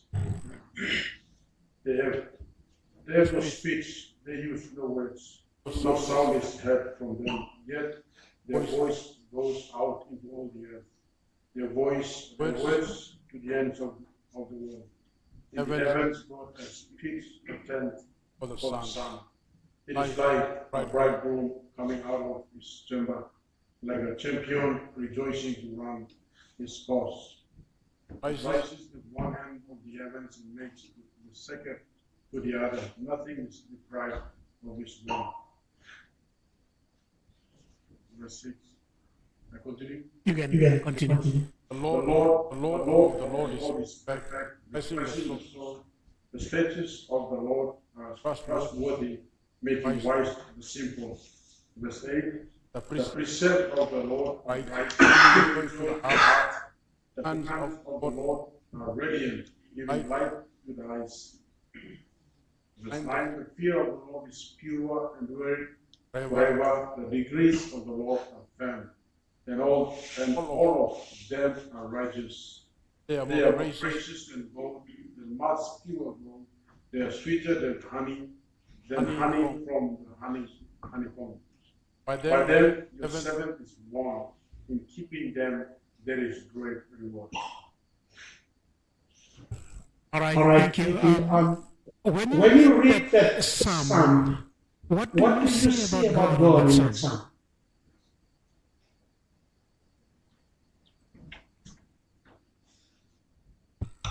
I think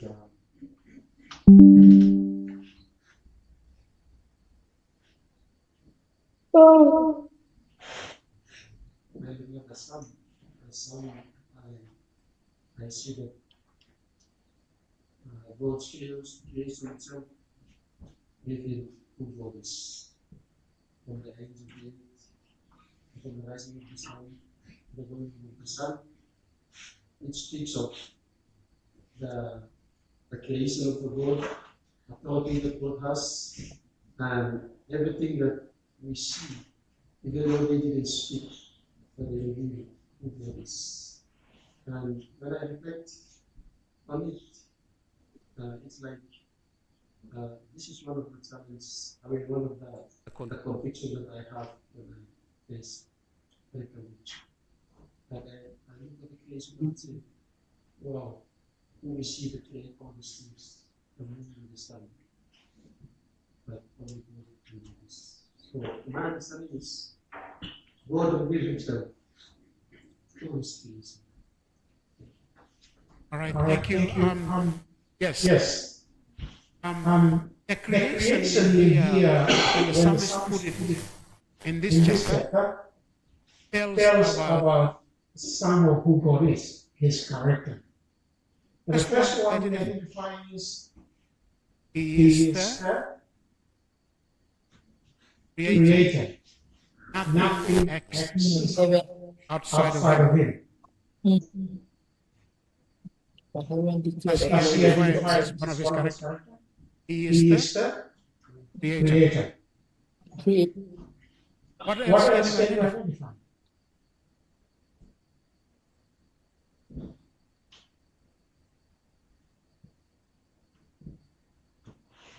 His power. Alan has already pointed at one out. Does he have power? What else can you identify in that same psalm? Authority over the created world.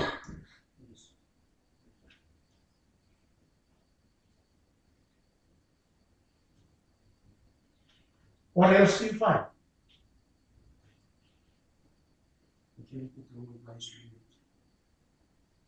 He speaks. And how did he speak? He speaks through the creation, what he created. Does he even speak to them? Through the creation.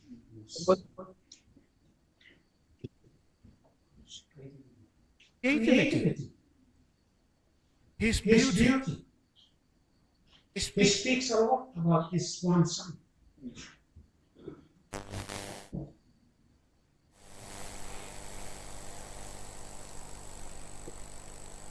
Anything else? Omniscient. What does omniscient mean?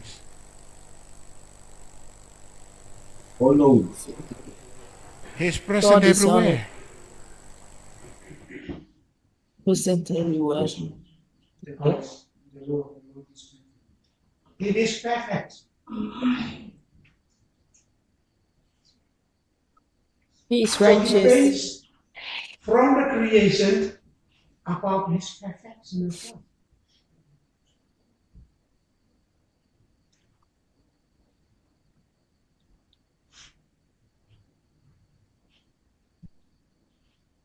But did it last?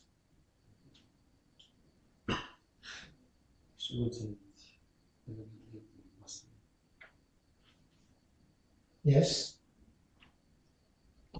What happened to the creation? At the fall.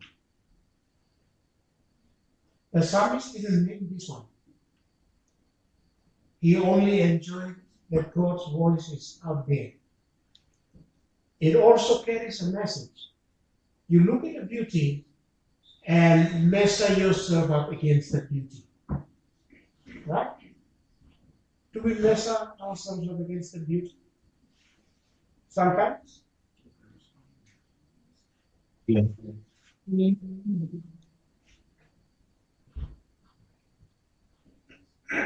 His perfection was demonstrated. Do we sometimes measure up to that perfection? No? Yes? It's beginning of biblical ethics. We can read about other Bible passages. We can go back to Genesis and see how he created. You remember when he created the world, he said, every time finishes one part, what did he say? It is good. And he created another part. At the end, he says, it is good. But what happened to the good?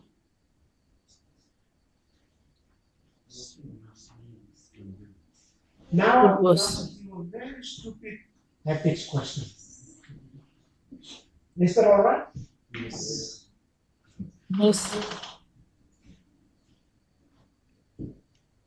Because ethics sometimes can educate you to do foolish things. I'm true.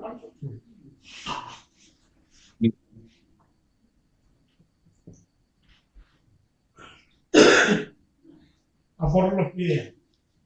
Is it good or bad? That's why I said I want to ask you a silly question. A bottle of beer. Is it good or bad? Okay, some are saying good. Some are saying bad. Okay, explain to me why it is good and why it is bad. It's good because it's full of drink and it's digest food. Okay, a bottle of drink will help digest food. That's why it is good. Now, how will it be bad? Because in my church, Make you want to. I will drop it to you. In my church, bottle beer. Or pastor will bless you and please bless around.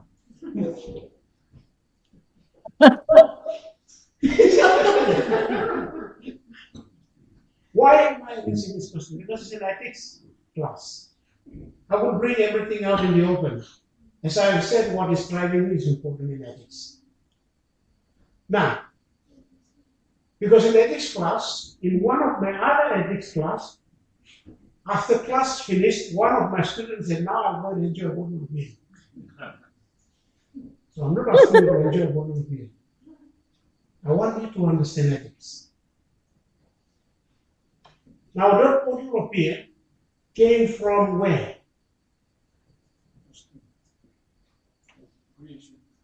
Where did it come from? Did Satan create it? Wine. Like my church people say. Yeah. Where did it come from?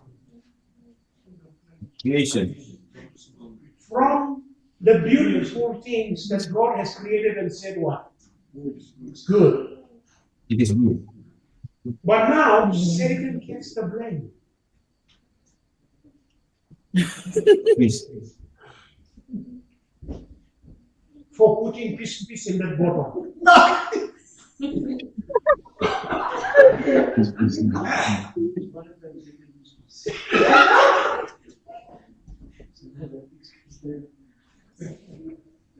Because in ethics, these are some things you will find in the church. I'm not just talking, I'm trying to, you must be educated. You are aware of it. Now that bottle of beer happens to come from the very things God created and put on earth. Now out of the beauty, who created bad things? Was it Satan? Man created it. So man, after creating it, now the creation that he created now destroys him. Now he turns around and says, Satan, you do this. The blame game continues. It became in the garden, it's still happening even today. So we blame a bottle of beer. But we do not realize that the actual person who actually made something bad out of something good is the man. And man does not want to take the blame. He always looks for someone else to blame. And the first person we blame, Satan trying to kill him and know the truth. This is ethics class. Because I think many of us pastoral workers are blaming Satan when something is not right. I believe if 7% himself like he did in the time of Job, he would say, Papa, what me no walking here? Look at what Piki did, you pastor, you blame me nothing. I only marketed my ideas. He accepted it, took it and used it, now he blames me.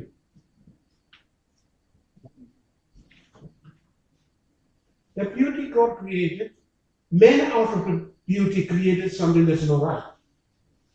But yet, we think alcohol is evil. But alcohol, Satan didn't create it. God created alcohol. You must know that. Now, when he created alcohol, he has a reason for creating it. Now, when it is abused, who abused it? Me. People. So you see the kind of things that are going on. So God put something ethically good, and we make something good into something bad. Now, Mr. Milvika, he said, it's all right for me to take a bottle of drink. But not everyone will agree with you.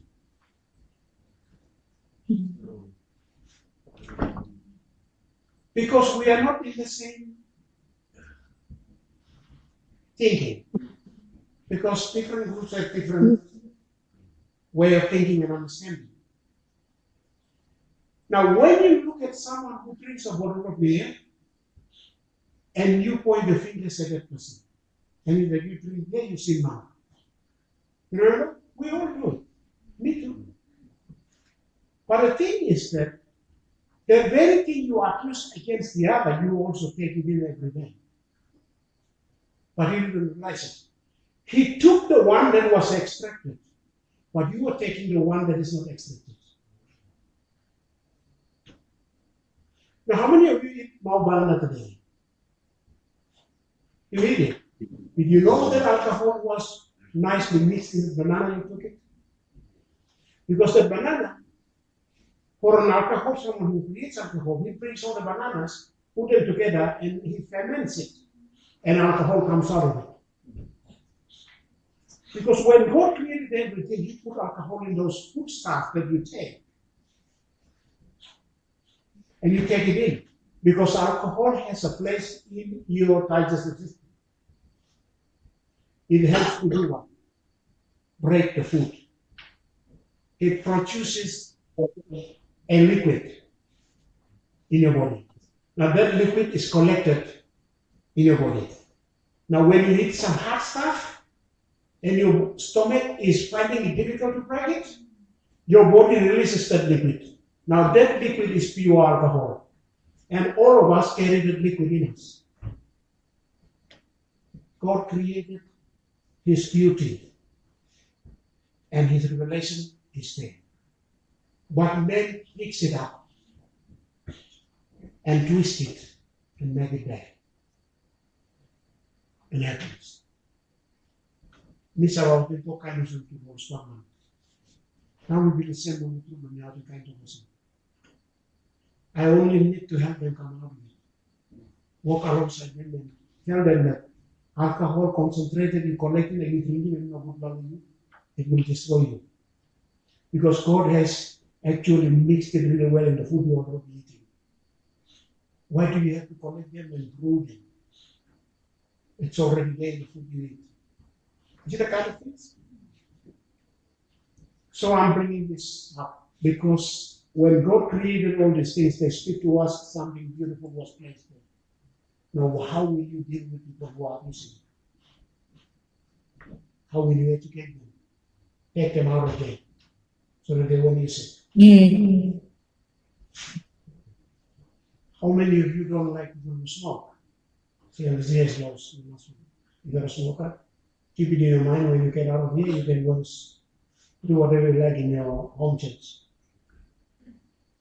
How many of you have seen people smoking? Think that smoking is bad. It is bad because it's not good for your health. But there is one thing in that smoking, it is there, that God blessed it in. And it is what? Nicotine. Now nicotine does have a place in you. How many of you drink coffee? Today you'll go and drink because you want to sit down.